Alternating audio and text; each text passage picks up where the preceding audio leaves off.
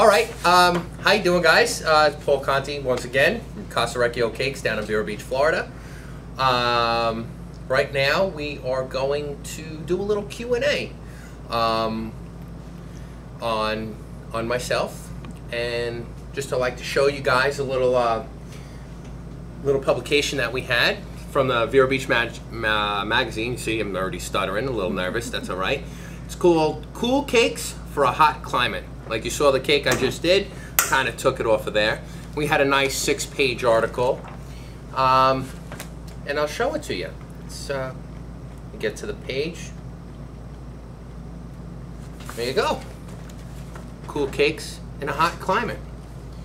And my lovely wife, she is she's my everything. She's a big help, and especially with our 2 children, Paulie and Carmine, 4 and 2. Try making a cake with those kids. It's not going to happen. And I'll tell you one thing. That's one thing I have on any other cake decorator here. There's no other cake decorator in this country that makes cakes in their shop with a 4 and 2-year-old running around.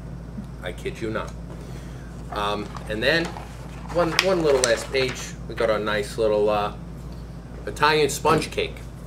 But we're going to get to our Q&A now, and you might laugh a little bit. So let's rock and roll. All right, Polly, how old are you? I am 29 years old. And what was your occupation before you got into baking cakes? Before I got into baking cakes, I was a submarine chef on a USS Springfield in Groton, Connecticut. And why don't you tell us a little bit about being a chef in the Navy and going to the Culinary Academy? I'll tell you one thing. Being a chef in the Navy, especially on a submarine, it was never a dull moment. From cooking breakfast, lunch, and dinner every day for 140 guys, doing drills, fire drills, rig-reduced electrical drills where you'd have no equipment whatsoever, and it'd be, okay, you're going to make a 3-course meal, but you got no electric. So you got to scurry around, you got to plan, and you have to have time management. And if you don't, oh man, I could tell you some stories.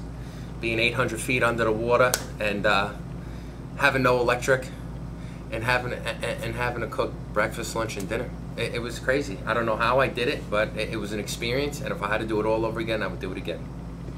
How would you best describe your personality? 2 words: Italian New Yorker. That's it. I have no filter. I say what I want. I have been getting a little humbled in my old age, and a bunch of you are probably laughing right now because I'm only 29. But if you've been through what I've been through, you would understand.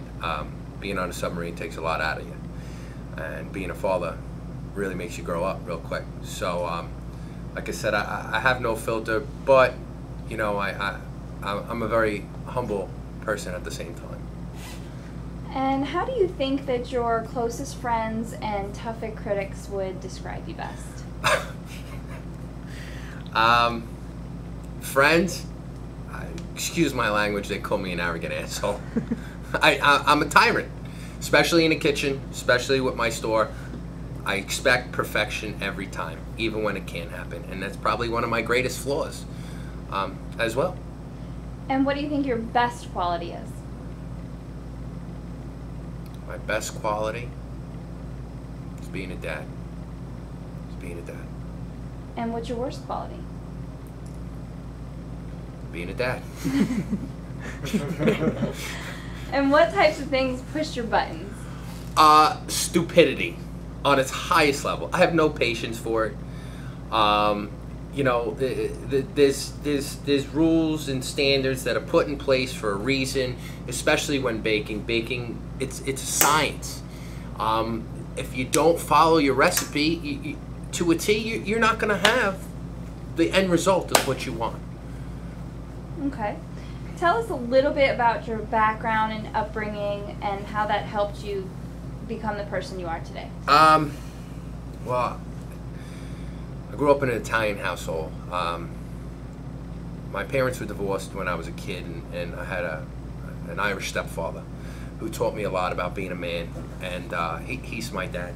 And it really helped me to focus and to know and read what's right and wrong, and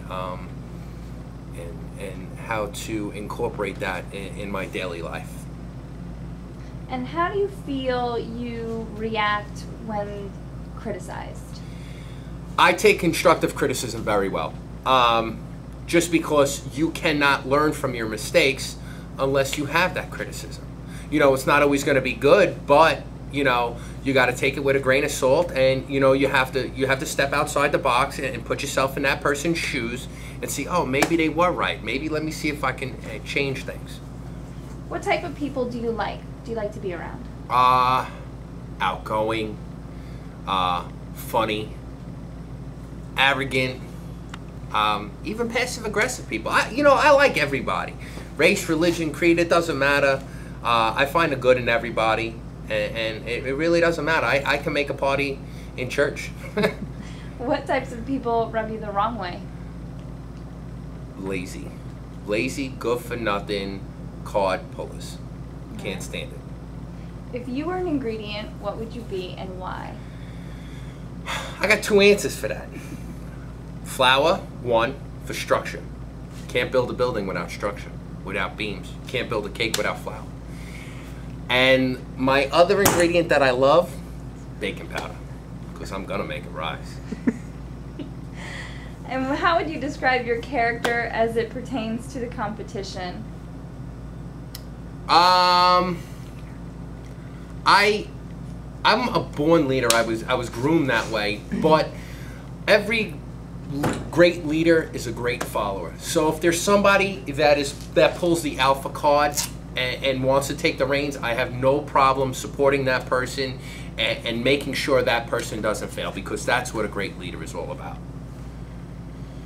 If you've watched any episodes of Next Great Baker, which cast member do you most relate to and why? First off, I've seen every episode in triplicate because it's pure comedy. But I do have to say that I definitely relate to Buddy Valastro the best, because he don't take no crap, and he, you know, he's got a, for lack of better words, a wow factor with his cakes. They don't leave the store unless it's now that's a cake. And do you have cake decorating, baking, or pastry experience in the past? Not so much cake decorating. That I actually was not that much. Baking, yes. In the Navy, that's one of the things that I specialized in, from fresh pies, different sheet cakes, donuts every Wednesday, cannolis, Napoleons, you name it. Is there a specific genre of food or desserts that you like to bake or cook in particular? I love Italian, but I'm on this, let's find what's in the kitchen and just run with it. Like this evening, I took some roasted peppers, a little adobo, a little heavy cream, a little pasta, grilled some chicken, mixed it all together. It was the most phenomenal meal that I've ever had. What type of baking do you not so much like? Box cake baking. It's not real cake. You're not a baker, because all it is you're throwing eggs, box mix, a little oil. There's no skill in that. How elaborate and creative are your designs when you're baking? You know, it's not really elaborate, so to say, or designs when it's baking, because that's the beginning of it.